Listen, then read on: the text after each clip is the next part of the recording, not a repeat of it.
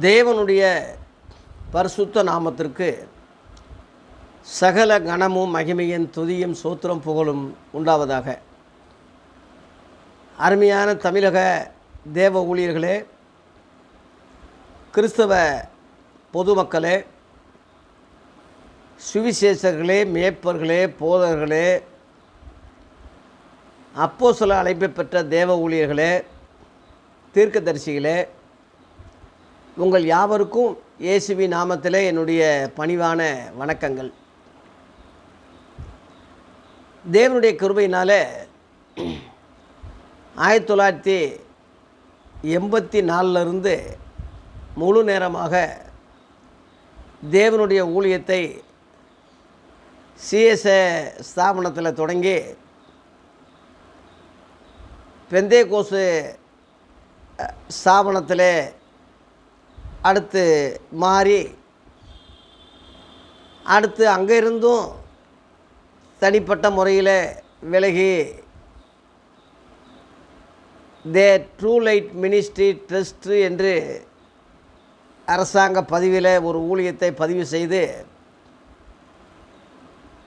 தேவனுடைய ஊழியத்தை தொடர்ந்து பத்திரிகையின் வாயிலாக, புஸ்தகங்களின் வாயிலாக, யூடியூப்பின் வாயிலாக, வீடியோக்கள் வாயிலாக, பைபிள் ஸ்டடி வாயிலாக, ஆராதனைகள் கன்வென்ஷன் வாயிலாக தொடர்ந்து ஏறக்குறைய 40 ஆண்டு காலமாக தேவனுடைய ஊழியத்தை செய்து வருகிறேன். என்னுடைய பெயர் பாஸ்டர் பால் முருகேஷ். மதுரையில் சமயநல்லூர் சத்தியமூர்த்தி நகர் என்ற கிராமத்தில் தேவனுடைய ஊழியத்தை சபையாக கட்டி செய்து வருகிறேன். இன்று புதிய ஏற்பாடு ஊழியர் ஐக்கியம் என்ற ஒரு ஐக்கியத்தை நிறுவி தொடங்கி உங்களுக்கு அறிமுகம் செய்து அதன் மூலமாக தேவனுடைய ஊழியத்தை, சத்தியத்தை, உபதேசங்களை தொடர்ந்து பகுத்தறிவோடு இயேசுவின் ஊழியத்தை தொடர்ந்து சொல்ல அடியேன் ஆசைப்படுகிறேன். சிறு வீடியோவாக தினந்தோறும் ஒரு சிறு வீடியோவாக போட்டு என் கண்களை திறந்தவர் உங்கள் கண்களையும் திறக்கும்படி இந்த தலைப்பில் தொடர்ந்து ஊழியத்தை செய்யணும்னு நான் ஆசைப்படுறேன். ஏன் அப்படின்னா, என்னுடைய வீடியோக்கள் மூலமாக, என்னுடைய செய்திகள் மூலமாக, என்னுடைய பத்திரிக்கை புஸ்தகங்கள் வாயிலாக என்னை ஓரளவில் அறிஞ்சிருப்பீங்க. புதிய ஏற்பாடு சத்தியத்தை, இயேசுவின் ஊழியத்தை வலியுறுத்தி இன்றைக்குள்ள ஊழியர்களுக்கு சொல்லிக்கிட்டு இருக்கேன். அதனால தான் இந்த தலைப்பு, புதிய ஏற்பாடு ஊழியர் ஐக்கியம். அந்த தலைப்பை ஊழியர் ஐக்கியத்துக்கு போட்டு நான் இன்னையிலிருந்து ஆரம்பிக்கிறேன். ஏன் அப்படின்னா, ஏன் பழைய ஏற்பாடு கூடாதா? புதிய ஏற்பாடு தானா? அதுவும் கடவுள் கொடுத்தது தானே, அதுவும் மோசே ஊழியம் செஞ்சது தானே, அதுவும் ஆண்டவருடைய ஊழியர்கள் இருந்ததாக, அற்புத அடையாளம் செஞ்சதாக, அங்கேயும் ஆண்டவர் பேசினதாக நம்ம பார்க்கலையா? அந்த அளவில், பெரிய அளவில் லேவி ஊழியத்தை தேவன் செஞ்சாரே, அப்போ அது பொய்யா? அது சொல்லக்கூடாதா? அப்போ புதிய ஏற்பாடு இப்போ வந்தது தானே என்று பல கேள்விகள், சந்தேகங்கள் உங்கள்கிட்ட நீங்கள் கேட்கலாம். ஆகவே இதுக்கெல்லாம் சரியான ஒரு விளக்கங்களை உங்களுக்கு வசன அடிப்படையில் சொல்லி உங்கள் கண்களை திறக்கணும்னு தான் நான் ஆசைப்பட்றேன்.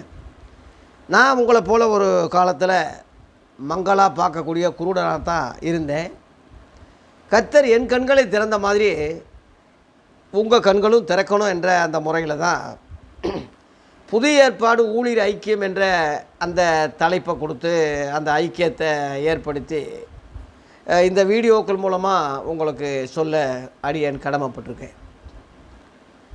ஆகவே புதிய ஏற்பாடுன்னு சொன்னாலே பழைய ஏற்பாடுன்னு ஒன்று வருது இல்லையா? இந்த பழைய ஏற்பாடு ஏன் புறக்கணிக்கப்படுறேன், ஏன் புறக்கணிக்கிறேன், ஏன் அதை இல்லாமல் புதிய ஏற்பாடுன்னு ஏன் சொல்ல வர்றேன் என்ற அந்த ரகசியத்தை, அந்த சத்தியத்தை என் வாயிலாக நான் மட்டும் அல்ல, நான் ஒன்றுமே இல்லை, ஆதி அப்போஸ்தலர்கள் அதை குறித்து சொல்லியிருக்காங்க. குறிப்பாக அப்போஸ்தலனாகிய பவுல் நமக்கெல்லாம் ஒரு முன்னோடி, ஒரு பெரிய ஊழியக்காரன். இயேசுவுக்கு அடுத்து உலகத்தை கலக்கினது அவன்தான். அவன் சொன்ன அந்த வேறுபாடை, வித்தியாசத்தை தான் உங்களுக்கு சுட்டி காட்டி என் கண்ணை கருத்தை திறந்த மாதிரி உங்கள் கண்ணையும் திறக்கணும்னு நான் ஆசைப்படுறேன். அதுக்கு ஆதாரமாக 2 கொரிந்தியர் 3ஆம் அதிகாரத்தை இன்றைக்கி நான் உங்களுக்கு அறிமுகம் பண்ணுறேன். 3ஆம் அதிகாரத்தில் 14, 15 ஆகிய அந்த வசனங்களை பார்த்தீங்கன்னா, அவர்களுடைய மனது கடினப்பட்டது, இந்நாள் வரைக்கும் பழைய ஏற்பாடு வாசிக்கப்படுகையில் அந்த முக்காடு நீங்காமல் இருக்கிறது, அது கிறிஸ்துவினாலே நீக்கப்படுகிறது. மோசேயின் ஆகமங்கள் வாசிக்கப்படும் போது இந்நாள் வரைக்கும் முக்காடு அவர்கள் இருதயத்தின் மேல் இருக்கிறது. 16 அவர்கள் கர்த்தரிடத்தில் மனம் திரும்பும் போது அந்த முக்காடு எடுபட்டு போம் என்று அழகாக அருமையாக 2 கொரிந்தியர் 3 அதிகாரத்தில் 14, 15, 16 ஆகிய வசனங்களில் இப்போ நான் வாசித்தேன். அந்த பகுதியில் பழைய ஏற்பாடு என்ற வார்த்தை அங்கே வருது. இந்திய வேதாகம சங்கம் கொடுக்கப்பட்ட வார்த்தை இல்லை, அது நம்மளா முன்னோர்கள் பிரித்து விட்ட வார்த்தையும் கிடையாது. வேதத்தில் உள்ள அப்போஸ்தலனாகிய பவுல் எழுதின நிருபங்களில் உள்ள அந்த வார்த்தை தான் பழைய ஏற்பாடுன்ற வார்த்தை. அந்த பழைய ஏற்பாடு முக்காடாக, மோசேயின் ஆகமங்கள் இருதயத்தில் உள்ள முக்காடாக, அது கிறிஸ்துவினாலேயே நீக்கப்பட்டதாக இங்கே தெளிவாக இருக்கிறதுனால தான் அப்போ அந்த பழைய ஏற்பாடை தவிர்த்து புதிய ஏற்பாடு என்ற ஒரு வார்த்தையை நான் உங்களுக்கு அறிமுகம் பண்ணி, புதிய ஏற்பாடு ஊழியர் ஐக்கியம் என்று நாம் எல்லாரும் அந்த புதிய ஏற்பாடு ஊழியத்தில் ஐக்கியப்படணும் என்ற அந்த முறையில் இந்த தலைப்பை, இந்த பேரை உங்களுக்கு நான் சொல்கிறேன். இந்த புதிய ஏற்பாடுன்னு சொல்கிறது தான் புது உடன்படிக்கைன்னு பவுல் சொல்கிறான். இதுலேயே 6ஆம் வசனத்தில், 2 கொரிந்தியர் 3ஆம் அதிகாரம் 6ஆம் வசனத்தில் பார்த்திங்கன்னா, புது உடன்படிக்கையின் ஊழியக்காரராக இருக்கும்படி அவரே எங்களை தகுதி உள்ளவராக ஆக்கினார். இங்கே புது உடன்படிக்கைன்னு ஒரு வார்த்தை வருது பாருங்கள். புது உடன்படிக்கைன்னு சொன்னாலே முந்தின உடன்படிக்கையை பழமையாக்கினார்னு எபிரேயர் 8:13 இருக்குது. புது உடன்படிக்கைன்னு சொல்வதனாலே முந்தினதை பழமையாக்கினார் என்று அங்கே போட்டிருக்கு. முந்தினதுன்னா பழைய உடன்படிக்கை, அந்த தான் பழைய ஏற்பாடுன்னு சொல்கிறது. புது உடன்படிக்கை என்பதுதான் புதிய ஏற்பாடுன்னு சொல்கிறது. இந்த புது உடன்படிக்கையை ஊழியக்காரராக இருக்கும்படி அவரே எங்களை தகுதி உள்ளவராக ஆக்கினார். எவரே? தேவனே ஆக்கினார். பழைய ஏற்பாட்டில் லேவியர் வம்சத்தை ஊழியக்காரராக இருக்கும்படி தேவன் தான் ஏற்படுத்தினார் மோசேயை கொண்டு. மோசே ஒரு லேவியன். அந்த லேவி வம்சம் முழுவதும் 12 கோத்திரத்தில் ஒரு கோத்திரம், லேவி கோத்திரம் முழுவதும் ஆசாரிய ஊழியம் செய்யணும், ஆசரிப்பு கூடாரம் பணிவிடைகளை செய்யணும். இஸ்ரேல் ஜனங்களுக்கு எல்லாருக்கும் கடவுளுடைய வார்த்தைகளை சொல்லணும், வைக்கணும், அவங்க பலியிடணும். அவங்க 11 கோத்திரமும் இவங்களுக்கு தசமபாகம் கொடுக்கணும், இவங்க அதை வச்சு பிழப்பு நடத்தணும் என்பது தான் பழைய காரியம்.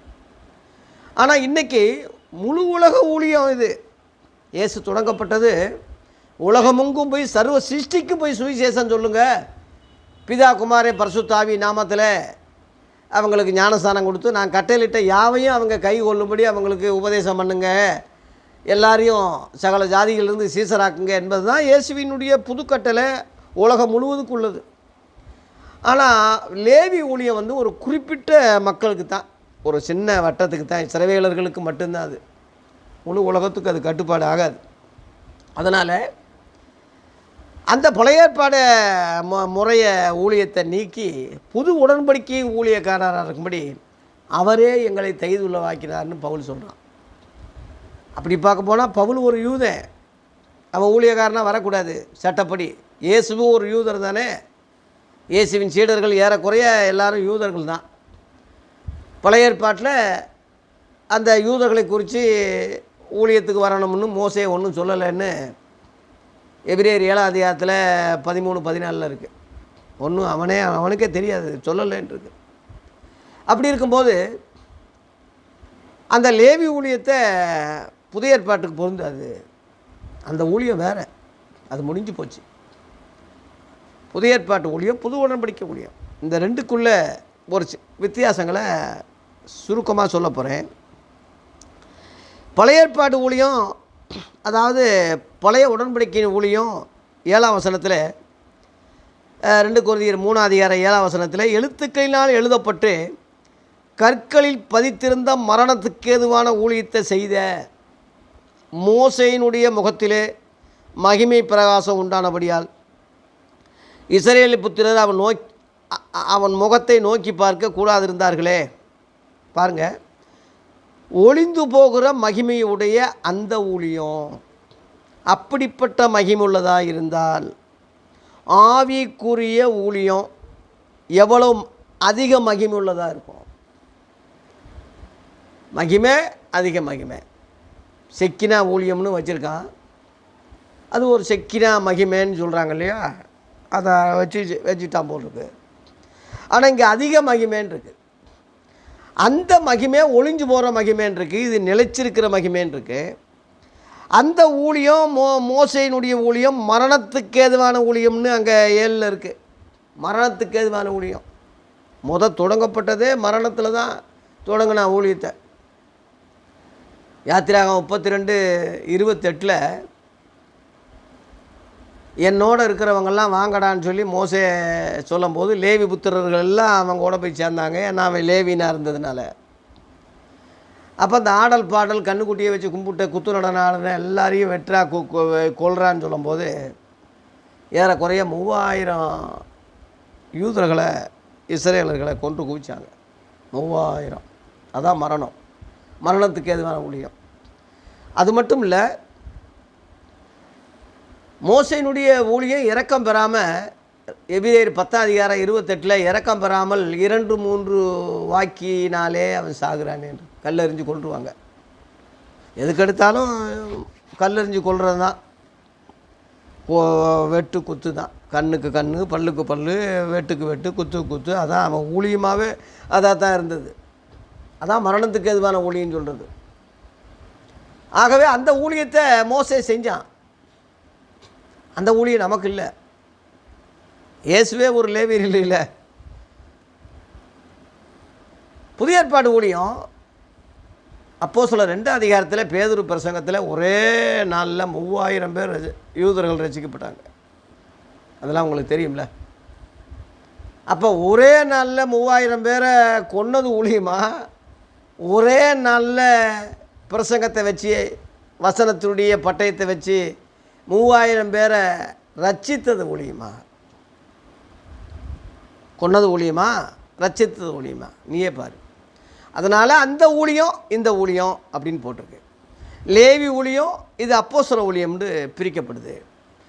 அது எழுத்தின்படி ஊழியம், இது ஆவிக்குரிய ஊழியம் அப்படின்னு பிரிக்கப்படுது.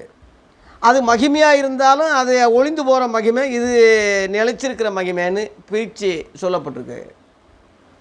அது பழைய ஏற்பாடுன்னு சொல்லப்பட்டிருக்கு, இது புதிய ஏற்பாடுன்னு சொல்லப்பட்டிருக்கு. புரியுதா? இப்போ உங்களுக்கு இப்பயும் புரியாட்டினா நீங்கள் மனுஷ பிறவிகளே கிடையாது. 9ஆம் வசனத்தில் 2 கொரிந்தியர் 3:9 ஆக்கினி தீர்ப்பு கொடுக்க ஊழியம் மகிமுள்ளதாக இருந்தால் நீதியை கொடுக்க ஊழியம் அதிக மகிமுள்ளதாக இருக்குமே. ஆக்கினா தண்டனை கொடுக்குற ஊழியத்தையே நீ தூக்கி பிடிச்சி மணிக்கணக்கில் நீ பேசி அதை வாயை திறந்து அதையே சொல்லிட்டு திரியிறியே. நிலச்சி நிற்கிற ஊழியம் மகிமை, அதிக மகிமை. ஜீவனை கொடுக்குற ஊழியம், நீதியை கொடுக்குற ஊழியம். 10ஆம் வசனம் இப்படியாக மகிமைப்பட்டிருந்த அந்த ஊழியம் இந்த ஊழியத்துக்கு உண்டாயிருக்கிற சிறந்த மகிமைக்கு முன்பாக மகிமைப்பட்டது அல்ல. இப்போ சூரியன் வர்றதுக்கு முன்னாடி மின்னாம்பூச்சி மாதிரி லைட்டுகள் எரிஞ்சிக்கிட்டு இருக்கும் நைட்டில்.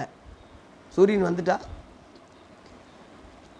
அது எரிஞ்சிக்கிட்டு தான் இருக்கும், ஆனால் வெளிச்சம் இருக்காது, டம்மி பீஸாக போயிடும். சூரியன் ஜெகஜோதி இல்லையா?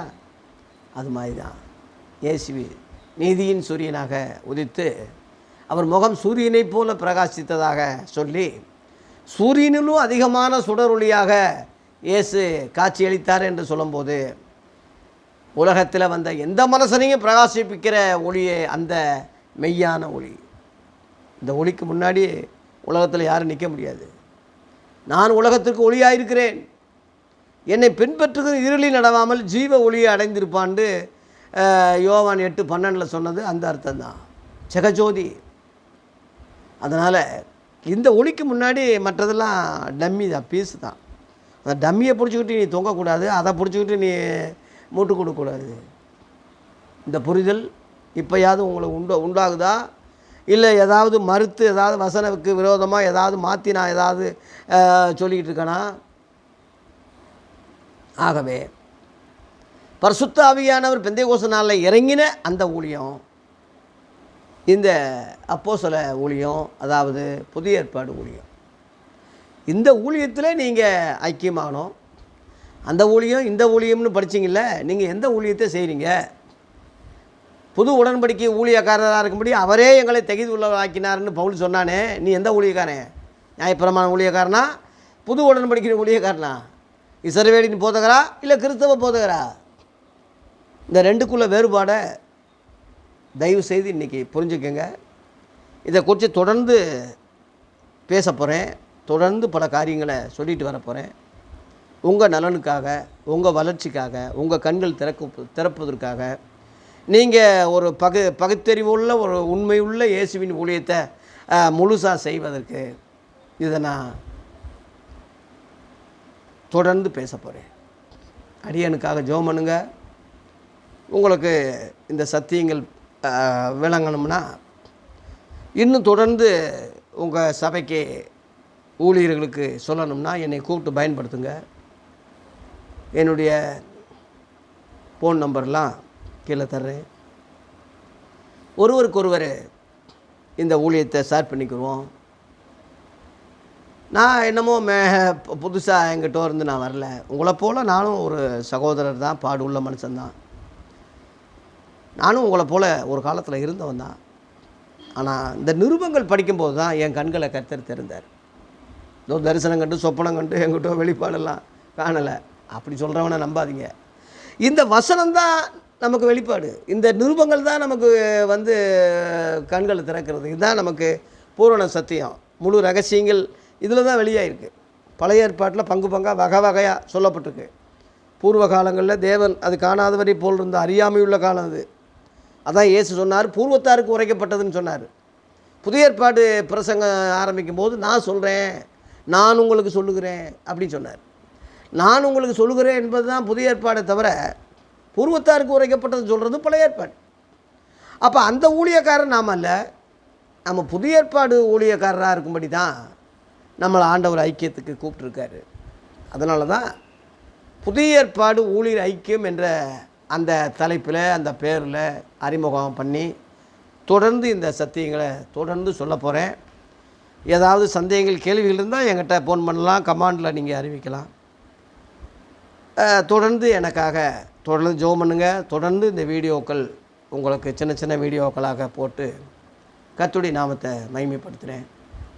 நல்ல ஊழியத்தை, உண்மை உள்ள ஊழியத்தை, பகுத்தறிவுள்ள ஊழியத்தை, இயேசு தொடங்கப்பட்ட ஊழியத்தை, புதிய ஏற்பாட்டு ஊழியக்காரராக இருக்கும்படி ஆண்டவர் நமக்கு ஐக்கியப்படுத்த அழைக்க, நம்ம அதில் ஒன்று கூட நம்ம எல்லாருக்கும் கர்த்தர் கிருபை செய்வாராக. நன்றி, வணக்கம்.